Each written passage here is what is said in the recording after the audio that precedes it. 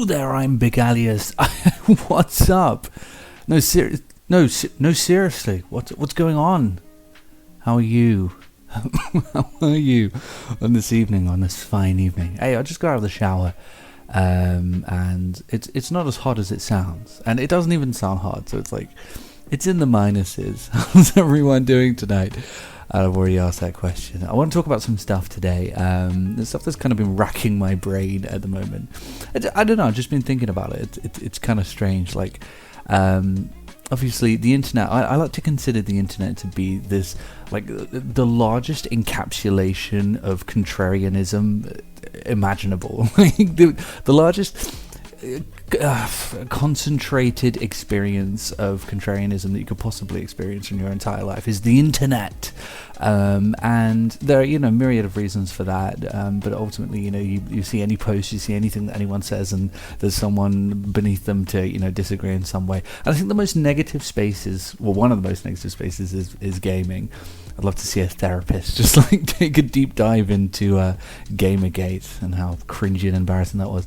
And there are a lot of valid reasons for that, and sometimes contrarianism in gaming is good, sometimes it's just mindless. If you've ever made a video essay about how GTA has gone woke and is going to go broke because they added a female woman to the cast, then seek help. And I don't mean help from the course of an online influencer. Actually seek professional help. You need it.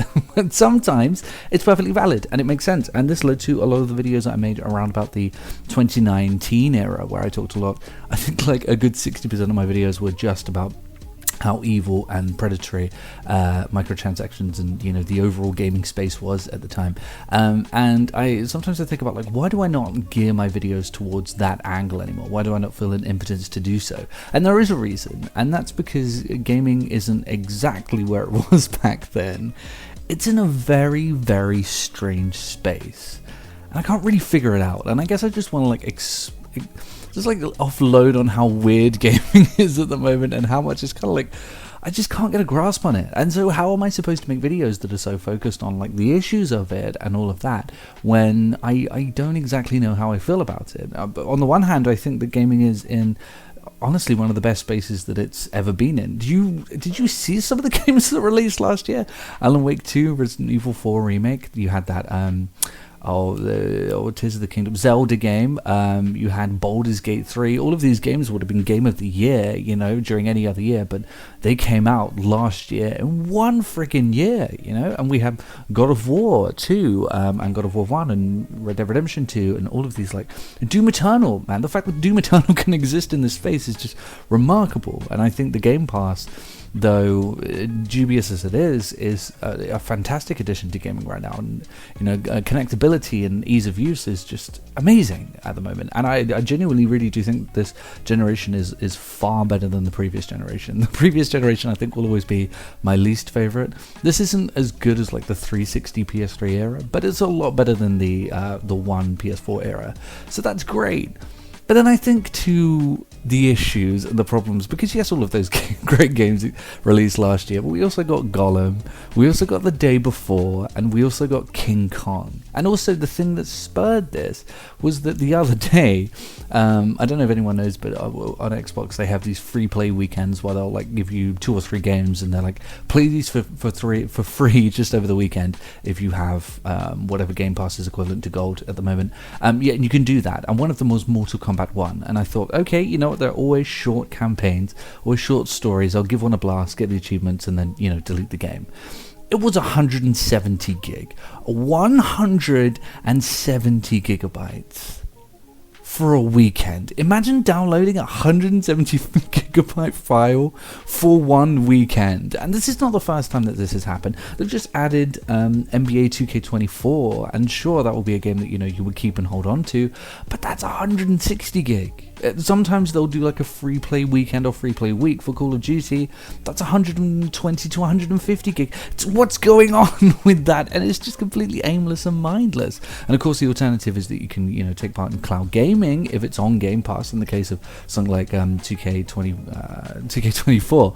But in my case, with my internet, which is like mid-tier internet, it just doesn't work. Like it does, but it's so, it lags at certain points, or like just fizzes out at certain points, and it's just not a gaming experience. So we're not there yet, despite the fact that it exists and it's bundled in. It's something that just completely doesn't work, and I hope we're not paying more for Game Pass because of it, because it's a completely useless service for most people. And in terms of the microtransactions, sure, okay, loot boxes don't exist anymore, except in sports games where they do still exist. And yeah, okay, they're not prevalent anymore, but we have all of these battle passes. We have games like the Justice League Kill the Suicide Squad, or the other way around, Suicide Squad Kill the Justice League, where it absolutely tanked, it bombed, and no one cared about the game. The play base was absolutely, dire, because it was a live service game and no one had any faith in it. And so what did WB do? Show interest in turning Hogwarts Legacy 2 into a live service game, a game that did tremendously well because it was a single player game that wasn't a live service game. On top of this, you have the myriad of just failures in the live service space, and it keeps happening over and over and over again. These games just shutting down with the battle pass and the live service system, and they get millions invested to them, and I don't understand why these keep happening. I mean, to an extent I do.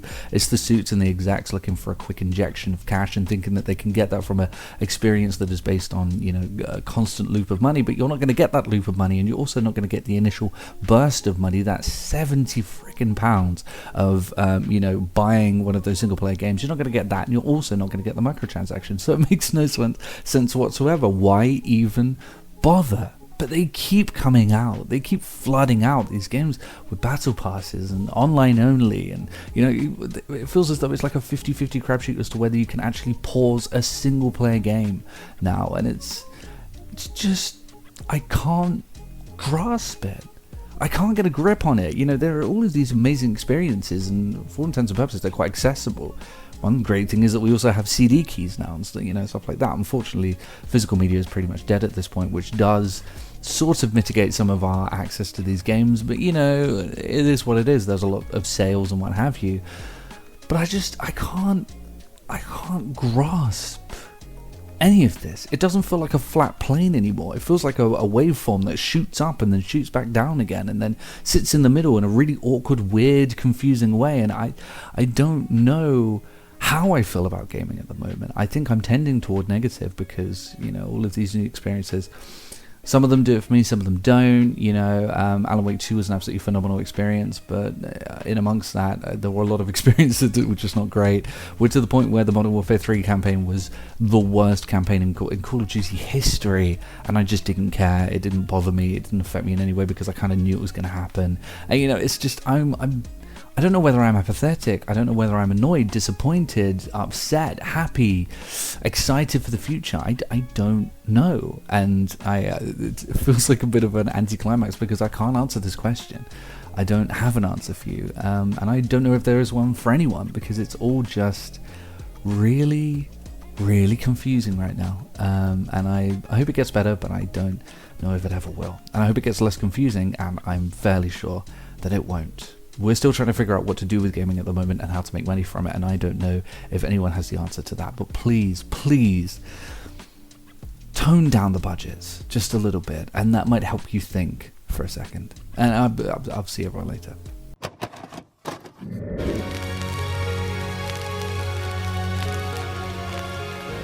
The PlayStation's only $149, and you can also get leading titles.